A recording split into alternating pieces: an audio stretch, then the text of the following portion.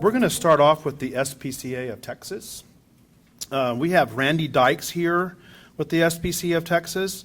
Their motto is helping animals in North Texas. She's going to speak on animal cruelty and how to report it. She's also going to talk a little bit about the structure of their organization. We're going to do something a little different today than we normally do.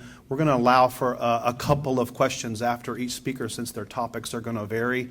And then we'll circle back if there's more than 2 questions after each speaker. So Randy, thank you for coming. I understand you came from out of town. I'm not sure where, but thanks for coming.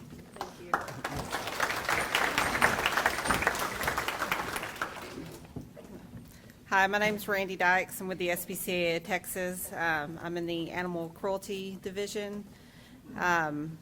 We cover numerous counties, and Hunt County is one of our counties that we actually have a MOU with, where we have an agreement with the law enforcement jurisdiction, and we are all commissioned law enforcement officers. So we have an agreement worked out with each county, and then we file all the animal cruelty cases for that county.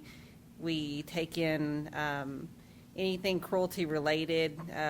We deal with like hoarding situations, and we come in and remove the animals and bring them to our facility, and we provide them all the care that they need at no cost to the county. So all the veterinarian care that they receive, vaccinations, spay, neuter, everything is actually comes out of our organization, our budget. That the money that we raise for it's a nonprofit. So the SPCA Texas is actually a 501c3. So we actually rely on the donations to keep providing the service for all the counties that we cover. We cover Hunt County, we cover Van Zant County, Dallas County, and Kaufman County. So it's a really huge thing. We take in several animals. But we also try to work with owners and educate the owners into what they need to do as far as if they just get an animal and they don't understand exactly how to take care of it. So we actually come in and we provide education to the owners to help them learn how to actually properly care for their horses or cows or whatever livestock animal they may have, or educate them on animal health, animal welfare, trying to make them understand, hey, this is what we need to do. In some circumstances we help people get them on the right path, and then unfortunately there's incidents where you see on the news where we actually have to come in and remove all the animals for their own safety. So so we do a little bit of everything. So we actually come in and we assist with some circumstances, and there's also circumstances where we're kind of past that point and the animals are having to suffer due to the conditions that they're living in. So I'm actually commissioned through Terry Jones's office, Precinct 1, which they're here as well today. So the agreement with them, they carry our commission, and that's what they do for us in return, is allow us to be commissioned through their office, and we work under their authority and are able to take care of all these animal cruelty calls that we receive. Now, as far as, there's some things that we don't really have the resources to handle, which is like the stray situation, but I know that has been kind of a large complaint that comes into our office, is people complaining about stray animals in their area. We assist when we can, but we just can't fix everything. So we try to do the best we can with what we have, and we see a lot of our stuff is usually on like Fox 4. You'll see our animals of the week, and then you'll see a lot of our. If you see a press release where we removed animals from an area, it's usually going to be on Fox 4 is where you're going to see that. So. Trying to think what else. We also assist people who may be going through like a temporary hardship.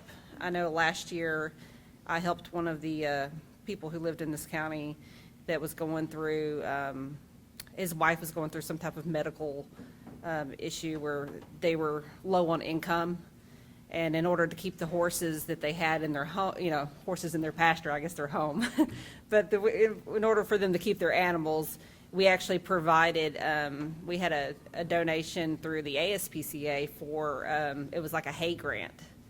So we used, I applied for the hay grant for this individual, so he was provided hay for a certain number of months.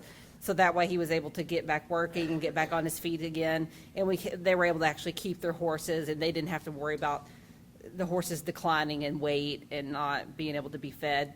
Hay prices are expensive, and, it costs a lot to maintain a horse, They're kind of like maintaining a boat, they're very expensive. So we actually came in and provided hay for several months, for 5 horses actually. So, and we actually got them horses, they were probably looking better after we provided the hay than they actually did when we started. So it was a nice program.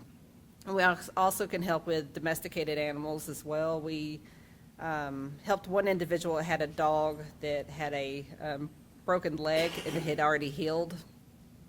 So he was actually dragging the leg around. He had taken it to the vet. The vet said, he's not in any pain, but he can cause later damage by the sore being on his paw. It could, cause some medical issues later. So I got with our outreach program that we have at the SPCA. We have another program that's for people that, just can't afford the vet care that it might cost to do an amputation for an animal. Can be, fairly expensive, and not everybody has an extra $1,000 or $1,500 laying around to provide care for something like that. So I actually came and picked up the dog and took it to our facility, and we provided the before and after care and had the dog's arm amputated, or front, it was like the front right paw, and they had to actually do an amputation. And they said that I did a follow-up with them, and they said the dog was doing like really, really good, and his personality had changed. So I'm thinking that even though he wasn't suffering, but I think it was a nuisance for him having to drag it around, they said his behavior changed in a good way. Like he was a happier dog, and he seemed a little bit more playful and energetic. So that's about all I can think of right now. But Next, we have Dr. Caitlin Berner, veterinarian, Turtle Creek Veterinary Medical Center.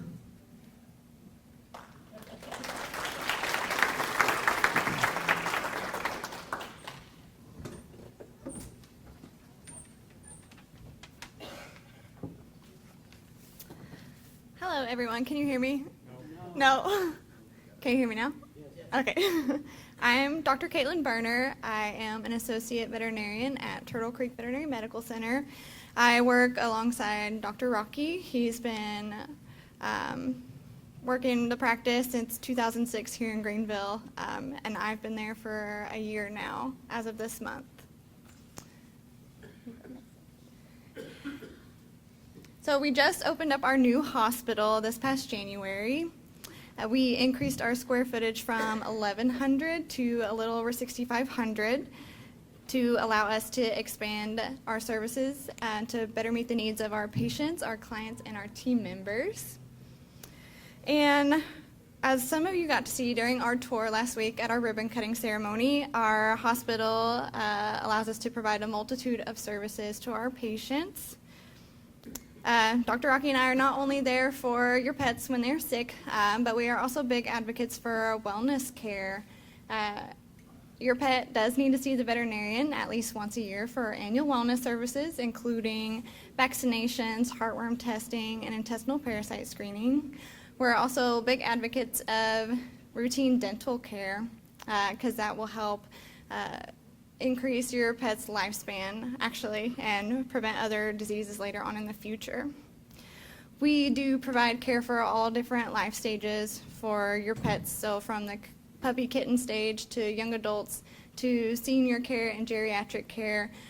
All of their needs will change at these wellness visits as they get a little bit older, and so we're here to help guide you as your pet ages on what they will need every year when they come in for their physical exam. So our goal is to mostly preventative care where we can help you guys provide health care for your pet to help them live the longest and happiest lives possible, and early disease detection is important for that. So that's why it's important to get them in on a yearly basis. Not only do we provide routine wellnesses, but we also provide care if your pet were to get sick or get into that accident. We have advanced diagnostics that we can offer, including cardiac ultrasound, abdominal ultrasound. Digital radiography helps us in diagnosing some conditions in your pet, and dental radiography, just like your dentist would do at your annual cleaning. We do dental radiographs with every cleaning that we do and a dental evaluation. And so once we have a diagnosis in place, we talk with our clients about what the best treatment option is going to be for you and your pet moving forward. We offer a number of different treatment services. A few of them are listed here. We have laser surgery. Laser surgery allows for less pain, less bleeding, less inflammation, and thus allowing a quicker recovery time for your kiddo and help them feel better a lot faster. We have the capability to do hospitalization and intensive care for those pets who do need it in our hospital. We also are able to do orthopedic surgeries ranging from ligament repair, fracture repair, limb amputations or tail amputations.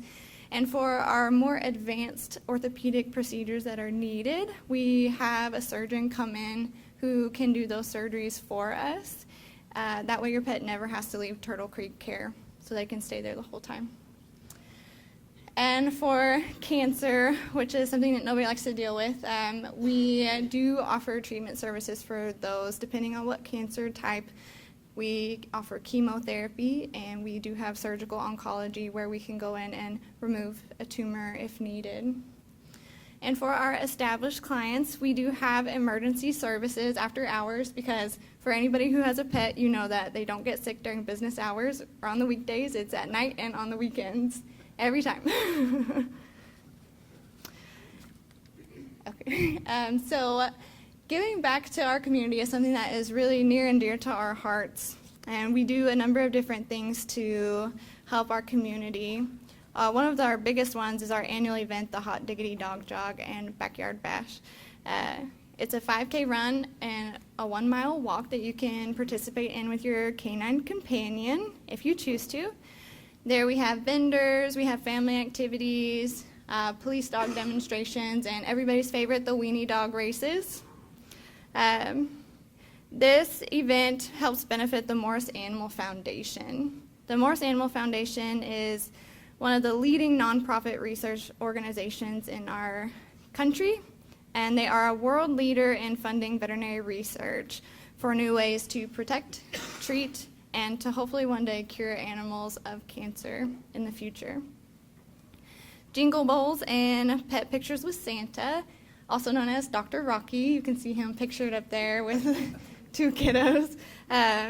It is a community partnership with Hunt County Shared Ministries, and that is where we raise funds for the purchase of pet food for pets belonging to people who are served by their ministry. And ever since 2012, since we've been doing it, we have raised a total of nearly $8,000 through the graciousness of our clients.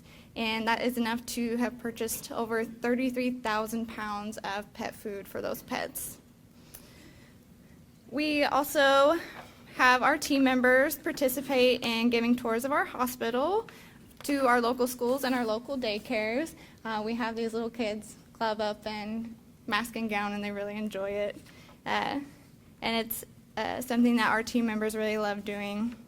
We do career days, and we also do science-related events for them too.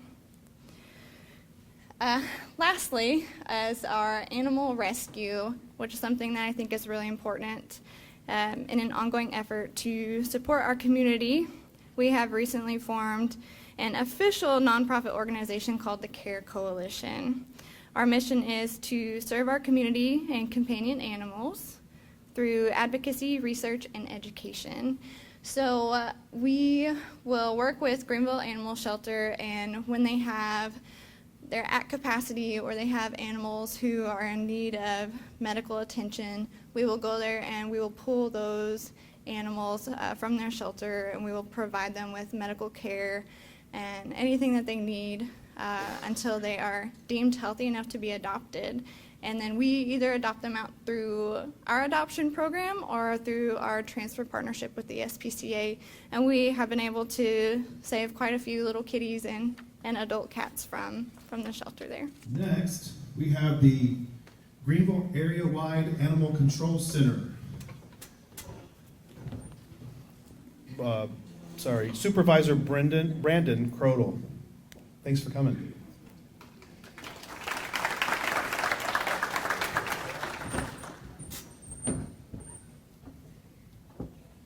Hi, I'm with Greenville Animal Control. We operate the animal control for the entire city of Greenville, and we have a shelter here that we operate also. I brought a lot of statistic and just some things that we do. As animal control, we respond to complaints or calls for service on a daily basis. Usually we handle those by the end of the day. Sometimes we have to carry over. That doesn't happen very often. Just this year, from January to now, animal control has already handled 901 calls for service. And out of those, 452 of those calls are for dogs at large. And what we classify as dogs at large are any dog or cat, animal at large, that has a collar on, or that they believe belongs to their neighbor, or they know that belongs to their neighbor. So that's half of our calls right there are just on animals that probably belong to someone that aren't being kept on their property or kept in their fence or have escaped through broken windows or broken boards. We enforce all the city ordinances for animals in the city, dog at large being the most common complaint. We also go out on livestock calls. We're usually the first responders on those.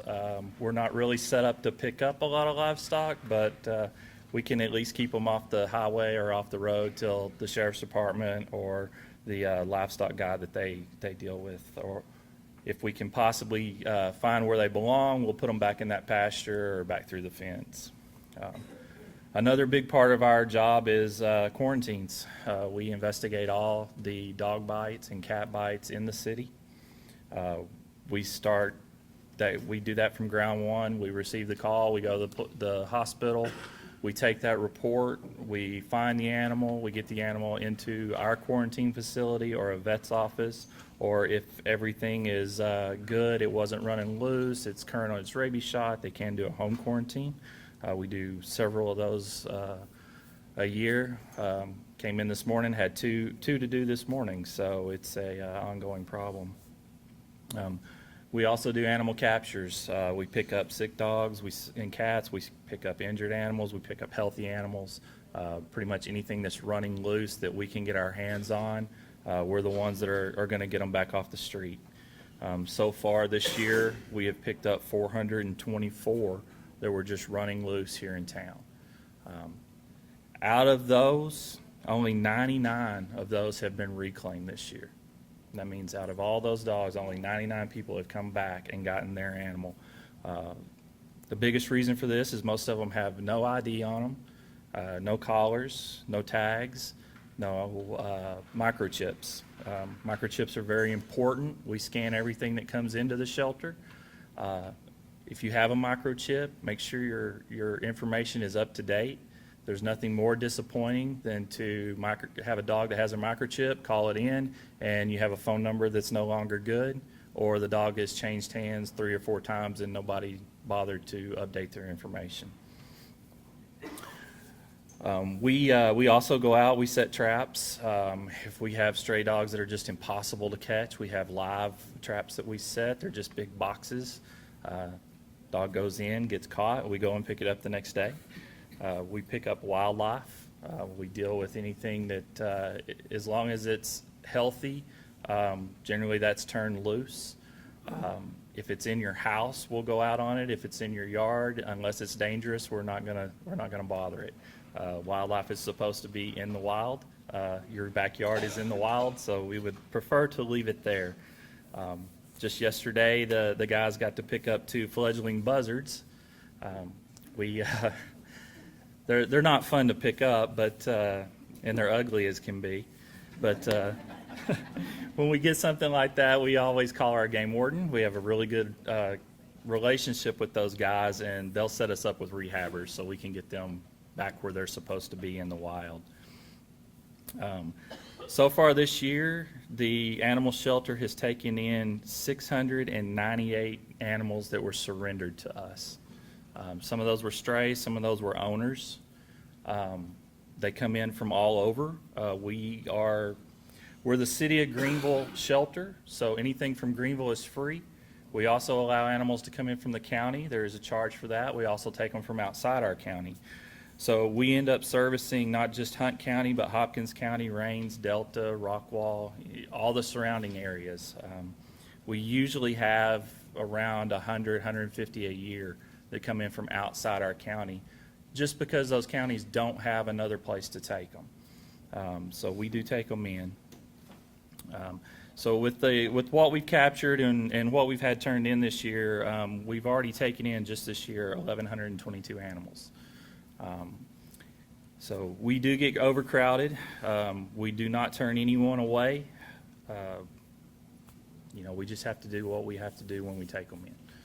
It can get pretty rough around there. So far this year, we have adopted out 280 animals that went to new homes. We've transferred to other rescue groups 306. So the rescues are a real good resource for us. When we get full, we send them an email. They get on their computers and put it out there, and the next day we usually got 10 or 15 that'll come and get what we have to get us out of that problem that we have. Let's see. We do take care of the animals until a final disposition is reached, until they get back to a new home or the owners come and get them. We have 38 dog cages in our regular portion of our building. We have 24 cat cages, and we have a cat display. And then we have 10 cages in our isolation room that are just for anything that comes in sick or injured. We have 12 feral cat cages for cats that you cannot touch. And then we have 5 quarantine cages. And there are times when everything's full. We just have a finite amount of room. So this year, we hired Dr. Susan Edwards. She comes in once a week, and she does vaccinations for all the dogs and the cats that we have in the building on the day that she comes in. So we're doing parvo distemper shots now, and they're getting their Bordetella, and she'll check them over, just do kind of a minor check just to make sure that everything looks healthy for us.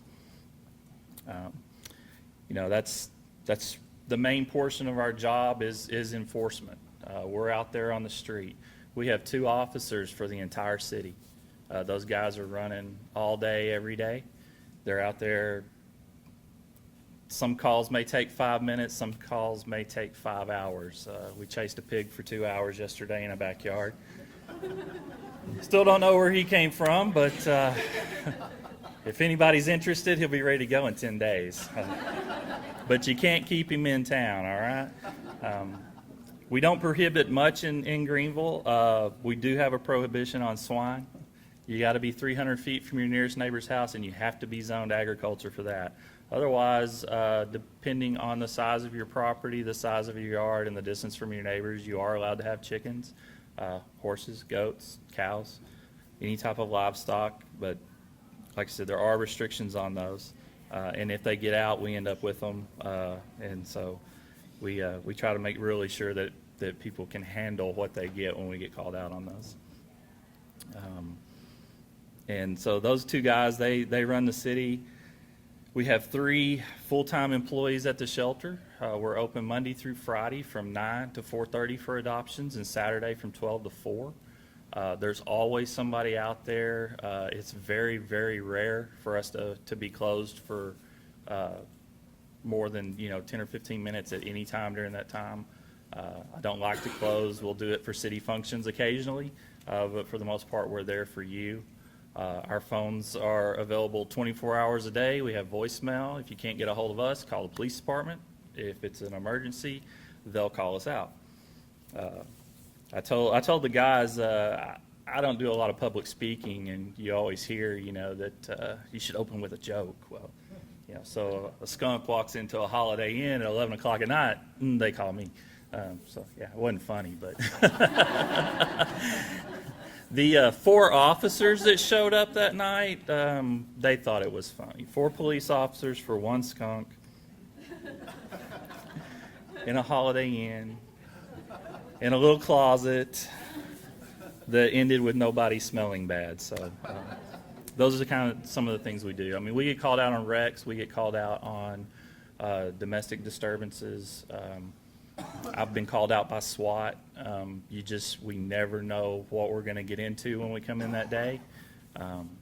We have a really good relationship with our police department. They make sure everything's safe before they call us, because I told them the last thing I want to do is for you to get me shot today. So that's really all I have. We're here with Juice 34. I'm Chris Manguel. We're here at the QML for the Chamber of Greenville, and I'm here with Beth Thomason. How you doing, Beth? Hi. So let's talk a little bit about what you were talking about today here at the QML. Sure. I was representing a grooming shop today, Doggone Dirty, down in Quinlan on Main Street. And we were talking about decorating your dog. So let's talk about this particular dog, and what is his or her name? This is Jack Jack. He's an Irish Wolfhound Labrador cross. He actually used to belong to one of our customers, and she had to move to an apartment, and this is not an apartment dog. Right. I've had him about 5 years. Jack Jack has had many different decorative haircuts. I see. So talk a little bit about this this haircut that he has right now. I just wanted to make him look like he had flames running down him. Cool. That is awesome. I see. And let's talk about the dye that's actually used as far as for the color changing. We use a company dye called OPAWZ, O-P-A-W-Z. They're out of Toronto, Canada. This is a vegetable-based dye, so you could eat it if you wanted to. Right. But it tastes horrible. So the taste is pretty bad on it. You wouldn't suggest that for anybody? Right. All you gotta do is have him shake once, and you get that flavor. But it is safe for the dogs. It's a non-toxic dye. It comes in every color of the rainbow, and then if you don't find the color you like, you can always mix it. So talk about some of the different services that your company offers for pets. We are a all-purpose grooming salon, from little bitty Chihuahuas to great big Great Danes. So big and small, we take them all, including cats. Oh, nice. So you guys are staying pretty much busy year-round with these different services for the dogs around the Hunt County Yes, sir. area. We stay very busy, sometimes 15 to 20 a day. Oh, that's nice. Well, Beth, I appreciate you coming on Juice 34 and talking with us. Appreciate you having All right, me. thank you so much for your time. This video has been brought to you by Juice 34. Juice is your community-owned provider for electric, internet, cable TV, and true local programming. You know the feeling, and so do we. That's why Juice takes steps not only to get the lights back on quickly, but to keep them on. We keep the trees trimmed back to avoid outages, long before the storm comes along. We replace poles before they let us down. We upgrade our system to ensure reliability. And all the steps we're taking have led to a nationally recognized award from the American Public Power Association. Juice Electricity. Hometown service, world-class reliability.